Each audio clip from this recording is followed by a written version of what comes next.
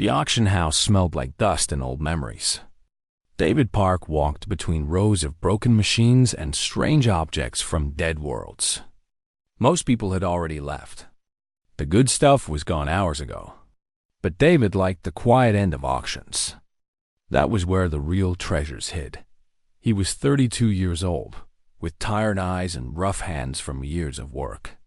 He flew a small salvage ship called the Wanderer. It was not a pretty ship. The paint was peeling and the engine made strange sounds. But it was his, and it took him to the forgotten corners of the galaxy where nobody else wanted to go. The auction was on a small moon near Saturn. David had come here looking for ship parts. He found nothing useful. He was about to leave when something caught his eye in the back corner dot. It was a sphere, about the size of his fist. Black as night, but with a strange red shimmer that moved across its surface. The sphere was covered in tiny scales, like a snake or a fish. Or a dragon. David walked closer. The scales seemed to move in the dim light. He told himself it was just a trick of his eyes. Old things sometimes looked alive when they were very dead. Lot 447, the auctioneer said in a bored voice. Unknown origin. Age estimated at 12,000 years. Starting bid is 50 credits. Nobody moved? Nobody cared about a strange black ball from nowhere. David raised his hand. 50 credits. The auctioneer looked surprised that anyone wanted it. Sold to the man in the back. David paid and took the sphere. It was warm in his hands. Not hot, just warm, like it had been sitting in sunlight. But there was no sunlight here. The auction house had no windows. He put it in his bag and forgot about it. That night, David sat alone in his ship. The Wanderer was parked in a cheap docking bay. He ate cold noodles from a plastic container and watched the stars through his dirty window. It was a normal night. Quiet and lonely, like most of his nights. He remembered the sphere and took it out of his bag. Under the cabin lights, the scales looked even more beautiful. They shifted between black and deep red, like dying coals in a fire. David ran his fingers across the surface. The scales were smooth and warm. He felt patterns under his fingertips, like writing in a language he did not know. Then he heard a voice. David. He dropped a sphere. It hit the metal floor with a soft thud and rolled toward his feet. David pressed himself against the wall, his heart beating fast. He looked around the cabin. He was alone. The door was locked. The window showed only empty space. David Park, son of Earth, I have waited so long for you. The voice was not in his ears. It was inside his head. It was old and tired and female. It sounded like wind moving through ancient trees. It sounded like stars being born and dying. It sounded like nothing David had ever heard before. Who's there? He whispered. His voice shook. What are you? I am what remains of the last dragon of Andromeda. And you, little human, have just changed the fate of your entire species. David stared at the sphere on the floor. The scales were glowing now, soft red light pulsing like a heartbeat. I'm going crazy, he said. I'm finally going crazy. You are not crazy, David. You are listening. That is very different. In 12,000 years, you are the first being in this galaxy to truly hear me. David slowly bent down and picked up the sphere. The warmth spread through his hands and up his arms. It felt good. It felt safe. He did not understand why. Dragons aren't real, he said. They're stories, myths, things people made up a long time ago. Your ancestors did not make us up. They remembered us. We visited your world many times, long before your kind built cities or sailed ships. We watched you grow. We hoped you would become something wonderful. And you did, David. You spread across the stars. You are young and small and fragile, but you reached out into the darkness anyway.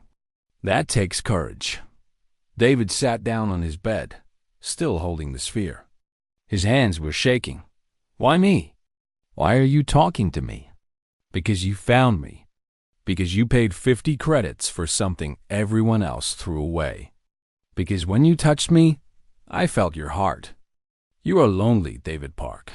You have been alone for a very long time. So have I. David felt tears in his eyes. He did not know why. He never cried. He had not cried since his mother died 10 years ago. What do you want from me? I want to live again. This sphere contains my essence, my soul, everything that I am. But I cannot wake up alone. I need help.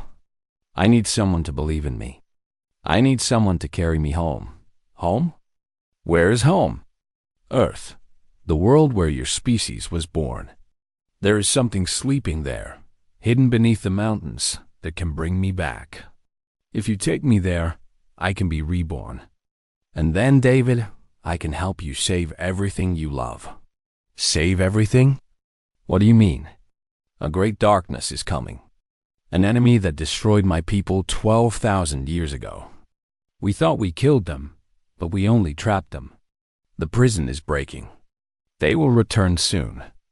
And when they do, they will consume everything. Every star. Every world. Every living thing. David's blood went cold. How soon? Within your lifetime. Maybe sooner. But there is still time. If you help me, I can teach your people how to fight. I can give you the knowledge of the dragons. I can make humanity strong enough to survive. David looked at the sphere in his hands. He thought about his empty life, his lonely ship, his days spent digging through garbage for small money. He thought about the stars outside his window, billions of them, full of people who had no idea what was coming. Why should I believe you? He asked. You should not. Not yet. Belief must be earned. Take me with you. Learn who I am. And when you are ready, when you truly understand, then you can decide if you want to help me. David sat in silence for a long time. The sphere pulsed gently in his hands, warm and patient. Outside, the universe continued to spin, unaware that everything was about to change. Okay, David said finally. I'll listen, but I'm not promising anything. That is all I ask, the voice said. And David could hear something like a smile in her words. That is more than anyone has given me in 12,000 years. He put the sphere on his pillow and lay down beside it. The soft red glow filled his small cabin. For the first time in years, David Park did not feel alone. He closed his eyes and slept better than he had in a very long time. 3 weeks passed since David bought the strange sphere. In that time, his life changed completely. He still flew his old ship. He still searched for salvage in forgotten places. But now he had company. Now he had Ember. That was what she asked him to call her. Her real name was impossible for human mouths to speak. It had sounds that did not exist in any human language. So she chose a simple word instead. Ember. Like the last piece of fire that refuses to die. Every night, David talked with her. She told him stories about her people. The dragons of Andromeda had lived for millions of years. They could change the shape of matter with their thoughts. They could fly between stars without ships. They had created life on thousands of worlds and watched civilizations rise and fall like waves on a beach. But they were not gods. They made mistakes. They fought wars. They loved and lost and suffered, just like humans. And in the end, they died. Tell me about the war, David said one night. He was floating in the empty space between Jupiter and Mars, waiting for his sensors to find something valuable. It hurts to remember, Ember said. But you deserve to know. The enemy was called the Hollow. They came from the space between galaxies, from a place where no light existed. They were not alive in any way that made sense. They were more like hunger given form. They ate everything they touched: stars, planets, people. They consumed and were never satisfied. The dragons tried to talk to them first. They always tried to talk first. But you cannot reason with hunger. You cannot make peace with something that only wants to destroy. So they fought. The war lasted 10,000 years. The dragons were powerful, but the hollow were endless. For everyone that died, 2 more appeared.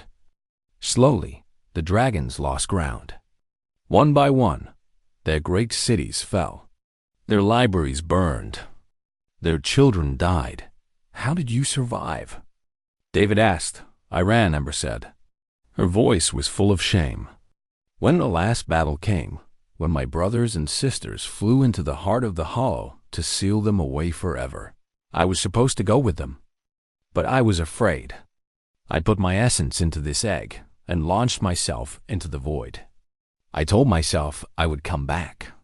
I told myself I would find a way to help. But I was just a coward. You were scared, David said. Everyone gets scared. Fear is not an excuse. My people sacrificed everything. They gave their lives to lock the hollow away. And I hid.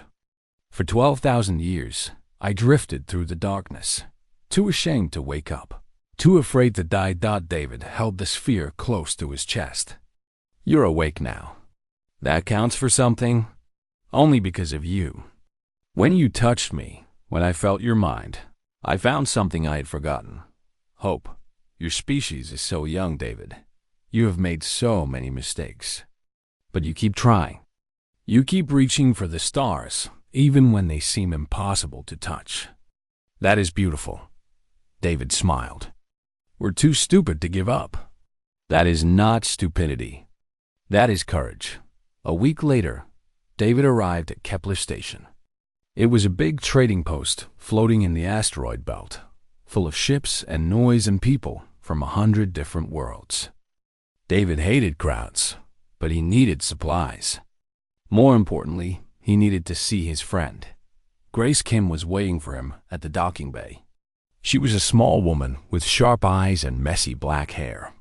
She studied old alien cultures for a living, digging up bones and broken machines from dead civilizations.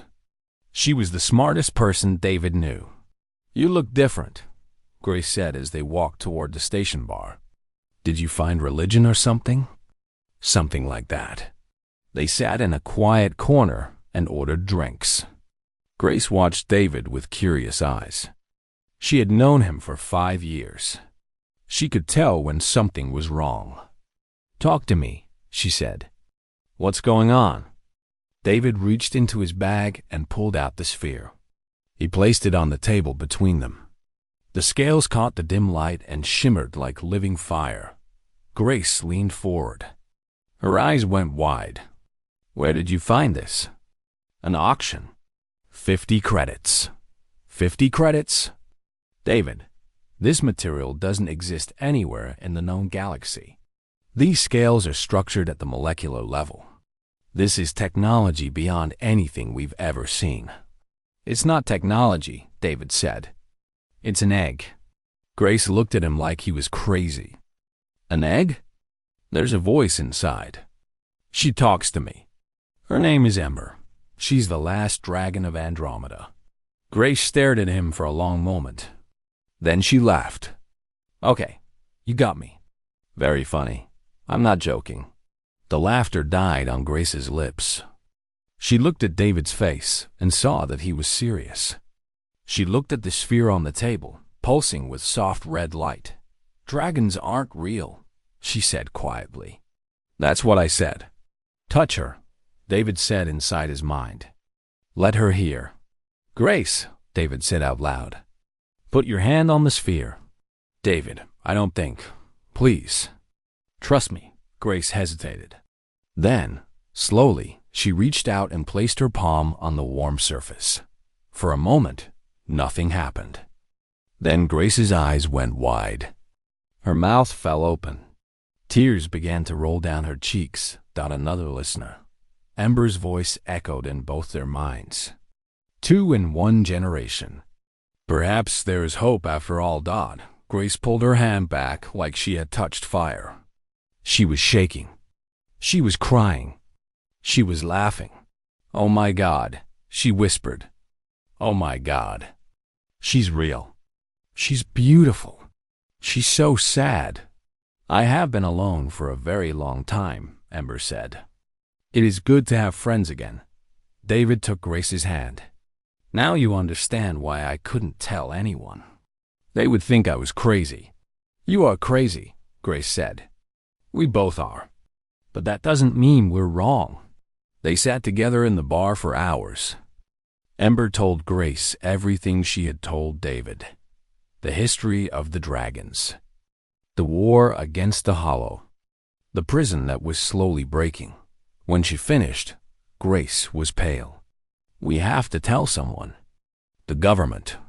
The military. Someone." "No," Ember said.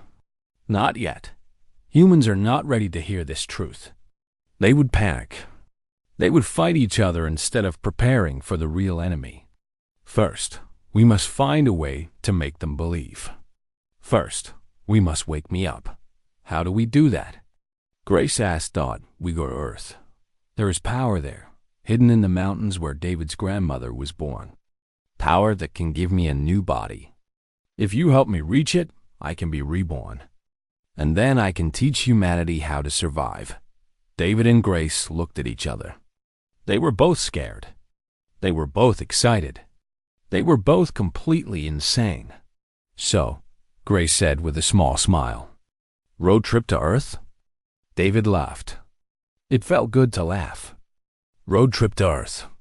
In his mind, he felt Ember's warmth spread through him like sunlight. "Thank you," she whispered.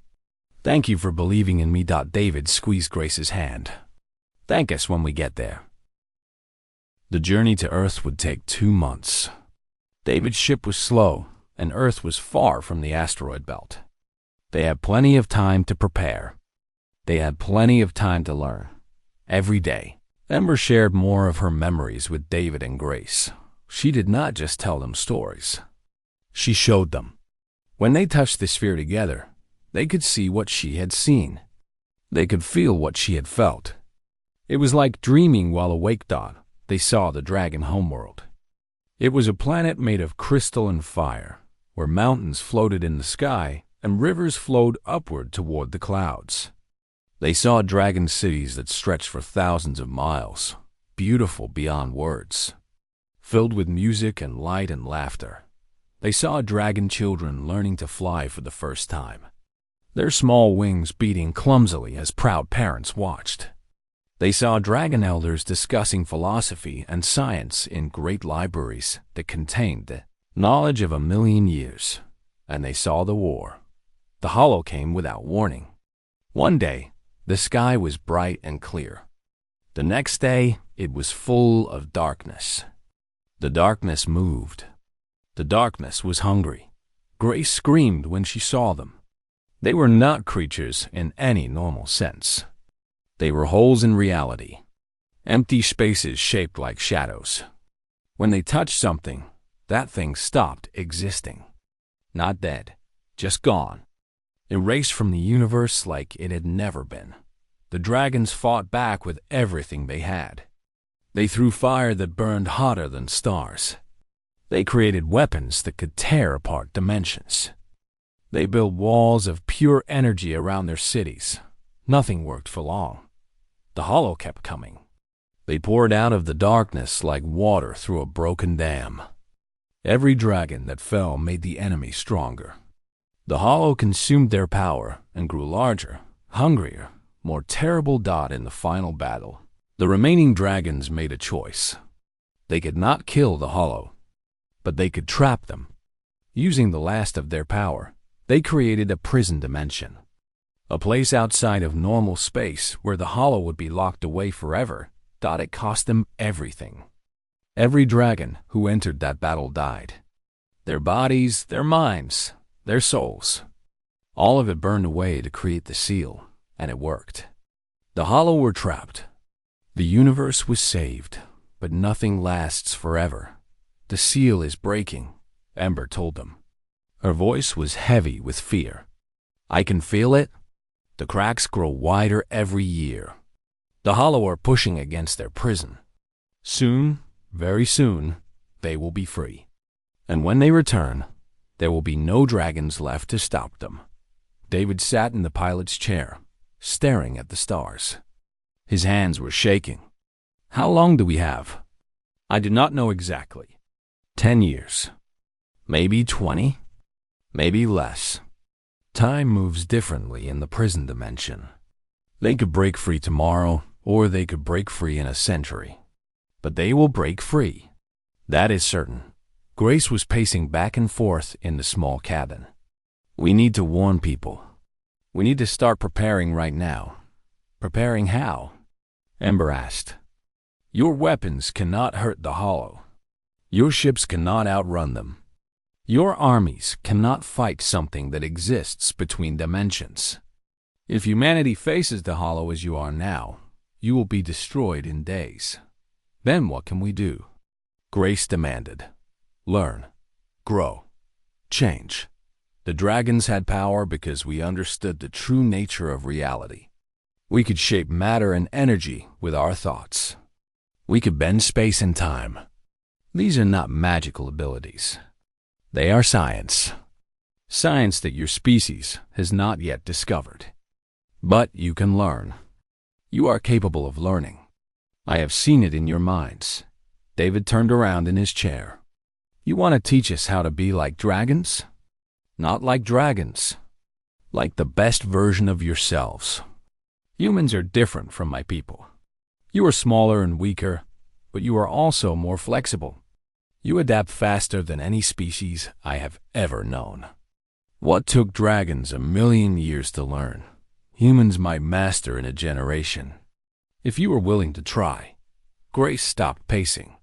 Her eyes were bright with excitement. You're talking about giving us access to technology that's millions of years advanced. Energy manipulation. Matter transformation. This would change everything. Yes, it would change everything. But change is not always good. My people had great power, and we used it wisely for a long time. But in the end, that power attracted the Hollow. They came to our galaxy because they sensed us. They were drawn to our light like moths to a flame. If I teach humans these secrets, the same thing could happen to you. But the Hollow are already coming, David said. You said the seal is breaking. They'll find us whether we have power or not. That is true. So the question becomes, do you want to face the darkness with empty hands? Or do you want to fight? David and Grace looked at each other. They did not need to speak.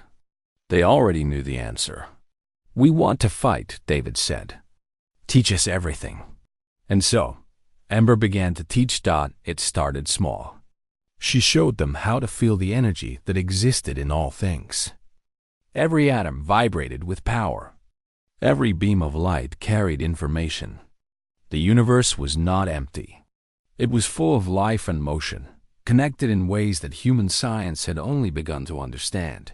Grace learned faster than David. Her scientific mind grasped the concepts quickly. Within a week, she could feel the energy in the walls of the ship. Within 2 weeks, she could move small objects without touching them. David was slower. His mind was not trained for abstract thinking. But he had something else. He had heart. When he finally felt the energy for the first time, he did not just sense it. He connected with it. It flowed through him like water through a riverbed. You're different, Ember told him one night. Grace thinks with her head. You think with your soul. Both ways are valid. Both ways are powerful. I don't feel powerful, David said. I feel scared. Fear is not weakness. Fear means you understand the danger. Only fools feel no fear. The brave ones feel fear and act anyway. The wanderer continued its slow journey toward Earth. Behind them, the stars burned cold and bright. Ahead of them, the homeworld waited. And somewhere, in a prison made of dying light, the Hollow pushed against their chains. They could feel it now. David and Grace both could. a cold pressure at the edge of their minds, a hunger that never stopped, a darkness that wanted to swallow everything. The enemy was waking up, and humanity had very little time left. Earth looked like a blue and green jewel floating in the darkness of space. David watched it through his window as the wanderer moved closer. He had seen pictures of Earth his whole life. He had heard stories about it from his grandmother, but he had never visited. He was born on Mars, raised on space stations, and made his living among the asteroids. Earth was a place for other people. Rich people. Important people. Not for salvage traders with broken ships and strange voices in their heads. The planet had changed a lot since humanity left for the stars. Most people lived on other worlds now. Earth had become a nature preserve, a museum, a place to visit but not to stay. The cities were mostly gone. Forests had grown back over the ruins. Animals that had almost died out were now common again. Getting permission to visit the surface was hard. Getting permission to dig in a protected area was almost impossible. But David had help. His brother James worked for the Terran Preservation Council. He was a quiet man, 5 years older than David, who had chosen to stay on Earth while the rest of their family scattered across the solar system. James loved the forests and the mountains. He said Earth still had secrets to share with anyone patient, enough to listen. David had not talked to his brother in 3 years. They had fought about something stupid before their mother died. Neither of them could remember what anymore.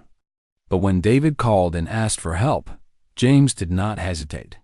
"I don't know what you're looking for," James said when they met at the small spaceport near the Korean mountains. "And I'm not going to ask. But whatever it is, it must be important. You hate asking for help." David hugged his brother. It felt strange after so long. It felt good. "It's important," David said. "More important than anything I've ever done." James looked at Grace, then at the bag where David kept the sphere. He was curious, but he kept his questions to himself. That was the kind of man James was. He trusted family. They hiked for 2 days through thick forest. The trees were ancient, untouched by human hands for centuries. Birds sang in the branches. Small animals ran through the underbrush. The air smelled like flowers and rain and growing things. Ember guided them. She could feel the power beneath the ground, calling to her like a heartbeat. They climbed higher into the mountains, following paths that no human had walked in thousands of years. On the second day, they found the cave. It was hidden behind a waterfall, almost invisible unless you knew exactly where to look. The water was cold and clean. It sparkled in the afternoon sunlight like liquid diamonds. "Through there," David said, pointing at the dark opening behind the falling water. James looked worried. "That cave is not on any map. It's not supposed to exist." "A lot of things aren't supposed to exist," Grace said.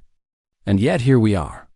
They stepped through the waterfall into the darkness beyond. David turned on his flashlight. The beam showed ancient stone walls covered in paintings. Grace gasped. The paintings were not human.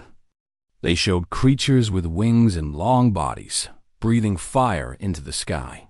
Dragons, painted in colors that still glowed after thousands of years. This was a sanctuary, Ember said in their minds. Her voice was full of emotion. "A place where my kind came to rest when we traveled through your galaxy. We loved Earth. We saw what humanity would become. We wanted to protect you." James touched one of the paintings with trembling fingers. "These are real. Dragons were real. They were here. You can hear her?" David asked, surprised. "I can hear something," James whispered. "Like wind. Like fire. Like a voice on the edge of a dream." Another listener. Ember sounded amazed. 3 in one family. This is more than chance. This is fate." They walked deeper into the cave. The paintings continued on every surface. Dragons flying through space. Dragons building cities. Dragons teaching small, primitive humans how to make fire and grow food. They helped us, Grace said softly. They helped humanity survive. We loved you, Ember said. You were so young, so curious, so full of hope.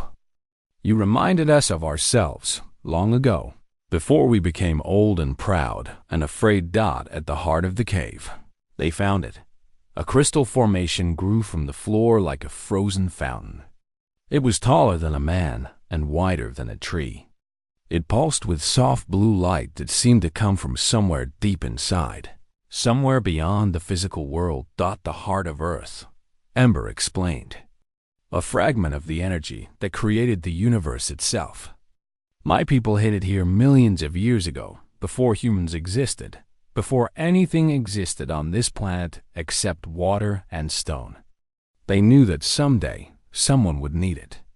They knew that someday I would need it. David held the sphere in both hands. It was warm, almost hot now. The scales were glowing bright red, pulsing in rhythm with the blue crystal. What do I do? He asked. Place me against the heart. Let the energies combine. And then step back. David walked forward slowly. The blue light grew brighter with every step. He could feel power flowing through the air, through the stone, through his own body. It was like standing inside a thunderstorm. He pressed the sphere against the crystal. Light exploded everywhere. Blue and red mixed together into purple and gold, and colors that had no name. David was thrown backward. He hit the ground hard. His ears rang. His eyes burned. He could not see anything except light. Then, slowly, the light began to fade. When David's vision cleared, a woman stood where the crystal had been. She looked human, mostly. Dark hair that seemed to absorb light. Skin that glowed faintly, like embers in a dying fire. Eyes that burned like stars at the end of their lives. She was tall and thin and beautiful in a way that hurt to look at. "Thank you," she said out loud.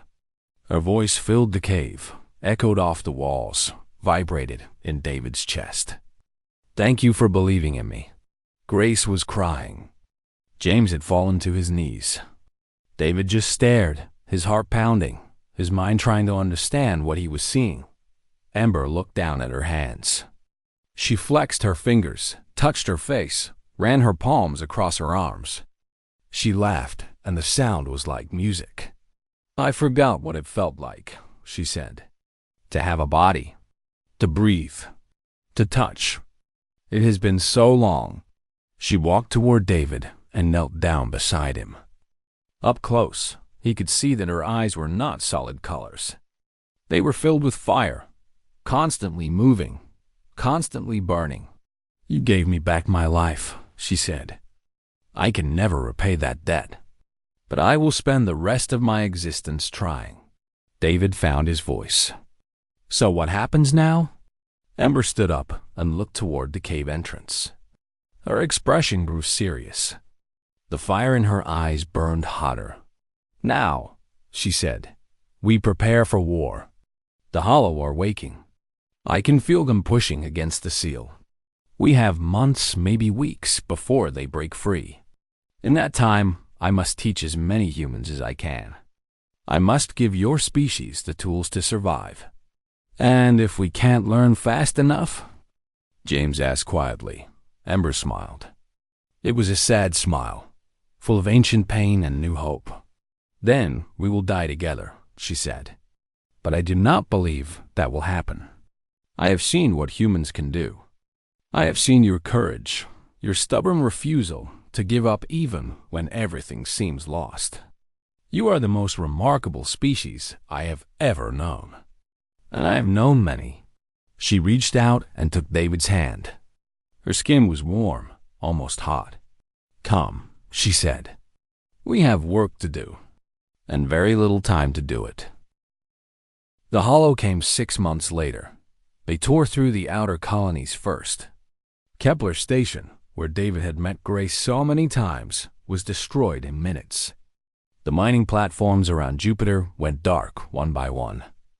The research bases on Mars stopped answering calls. Humanity's military fought back with everything they had. Ships armed with nuclear weapons, orbital cannons that could crack planets, soldiers in powered armor carrying guns that fired beams of pure energy. None of it mattered. The Hollow were not made of matter. They existed between dimensions, slipping through solid walls like shadows through light. Bullets passed through them without effect. Bombs exploded harmlessly in their midst. They could not be hurt because they were not really there, but they could hurt everything else thought wherever they touched. Reality broke. Ships fell apart into dust. Stations collapsed into nothing. People simply stopped existing, erased from the universe without a trace. It was not death. It was worse than death. It was complete destruction. The governments of humanity sent desperate messages to each other. What do we do? How do we fight? But nobody had answers. Nobody had hope. Nobody except the Kindled. That was what they called themselves. The people Ember had trained in the 6 months since her awakening. 10,000 humans from every world and station, young and old, rich and poor. They had come when they heard the stories. They had stayed when they felt the truth. Ember had taught them to see the energy that connected all things. She had taught them to touch that energy, shape it, use it. It was not easy. Many failed. Many gave up. But those who remained learned things that humans had never known before. They learned to bend light around their bodies, becoming invisible. They learned to strengthen matter with their minds, making ordinary steel harder than diamond. They learned to step outside normal space for brief moments, moving through walls and avoiding attacks, and they learned to fight. David stood on the bridge of a human battleship, watching the Hollow advance toward the inner planets. Earth glowed blue and green behind him. The last refuge of humanity floated in silence, waiting for the end. But David was not afraid. Not anymore. Grace stood beside him, her eyes closed, her mind reaching out across the void. James was on the surface, coordinating the evacuation of the remaining population. Ember floated in space ahead of the fleet, her body burning like a small sun. Today we fight. Ember's voice rang in the minds of all 10,000 Kindled. Today we show the universe what humanity can do. The Kindled moved as one. They did not fly ships. They flew themselves, wrapped in shields of pure energy, carrying weapons made of thought and will. They looked like shooting stars, streaming toward the darkness that wanted to consume everything. David led them. He was not the strongest. He was not the smartest. But he had been the first to believe. He had been the one who bought a forgotten sphere for 50 credits and changed the fate of his species. The Hollow turned to face them. They were vast, larger than planets, darker than the space between stars. They radiated hunger and emptiness. They were everything that life was not. Little things. A voice boomed in David's mind. It was not Ember's voice. It was cold and hollow and terrible. You cannot stop us. We are the end of all things. We are the final darkness. David smiled. He thought of his grandmother telling stories about dragons. He thought of his mother dying alone in a hospital while he was too far away to say goodbye. He thought of Grace crying when she first touched the sphere, of James falling to his knees in the cave, of Ember laughing for the first time in 12,000 years. "You're wrong," he said, and his voice carried across the void to every Kindled mind. "You're not the end of anything. You're just darkness. And darkness only exists because there's light to push it back." The battle began. It lasted 7 days. 7 days of fire and shadow, of creation and destruction, of life against oblivion. The Kindled fought with everything they had. They bent space around the Hollow, trapping them in loops of twisted reality. They burned them with energy drawn from distant stars. They built walls of solid light that held even against the endless hunger. They died by the hundreds, then by the thousands, but they did not break. They did not run. Every time one fell, another took their place. Every time the hollow advanced, the kindled pushed them back. On the seventh day, David and Ember stood together at the edge of the prison dimension. The seal was almost completely broken now. Reality bled through the cracks like water through a crumbling dam.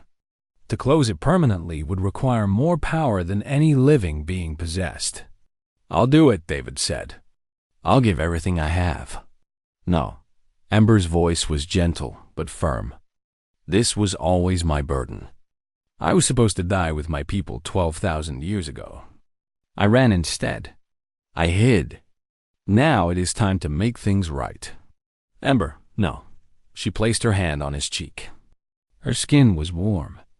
Her eyes were full of fire and love and ancient sadness. "You gave me 6 months of life," she said.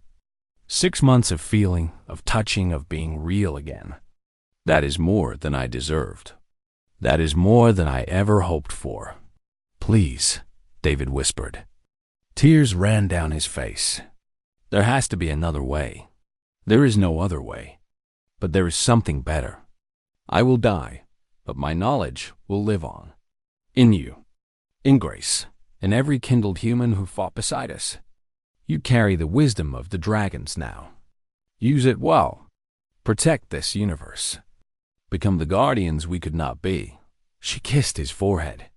It burned like a brand, like a blessing, like a promise. Then she flew into the breach. The explosion was visible from Earth. A second sun, brighter than anything humans had ever seen. Colors that had no names filled the sky. The cracks in reality sealed shut one by one, like wounds healing. The hollows screamed as they were pulled back into their prison, trapped forever this time, locked away by the sacrifice of the last dragon dot, and then it was over. David floated alone in the darkness. The stars were still there. Earth was still there. Humanity was still there. Ember was gone. He wept for a long time. Years passed. Then decades. Then centuries. David Park lived for 130 years. He spent every day of those years teaching, leading, guiding. He helped build the kindled order into an organization that spanned the galaxy. He trained new students who trained more students who trained even more. When he finally died, he was surrounded by his children and grandchildren. Grace Kim held his hand. She had lived even longer than him, becoming the first Archon of the Order, a leader respected across all of known space. "Tell the story," David whispered with his last breath. "Always tell the story." They did. 1,000 years later, humanity had spread to 3 galaxies. They were peacekeepers, teachers, guardians. When young civilizations looked up at the stars and wondered if they were alone, human ships answered. Human voices offered friendship. The kindled order built a memorial at the entrance to their academy. It was carved from obsidian, the same material as the egg that had started everything. The inscription read, "Here began the kindled. Here humanity learned to listen. Here one dragon gave everything so that others might live." Students passed it every day on their way to class. Some paused to touch the cold stone. Some whispered thank you to someone they had never met. Some just stood in silence, feeling the weight of history pressing down on their shoulders. In the great hall of the academy, the oldest teachers gathered every year on the anniversary of the final battle. They told the story to anyone who would listen. A salvage trader bought a forgotten artifact for 50 credits. He heard a voice call his name. He chose to believe when everyone else would have thrown it away. And because of that choice, humanity survived. The story always ended the same way. We were small. We were young. We were afraid. But we listened. And in listening, we became something more. That was the lesson of the dragons. That was the gift of Ember. Listen. Believe. Fight for what matters. And never, ever give up.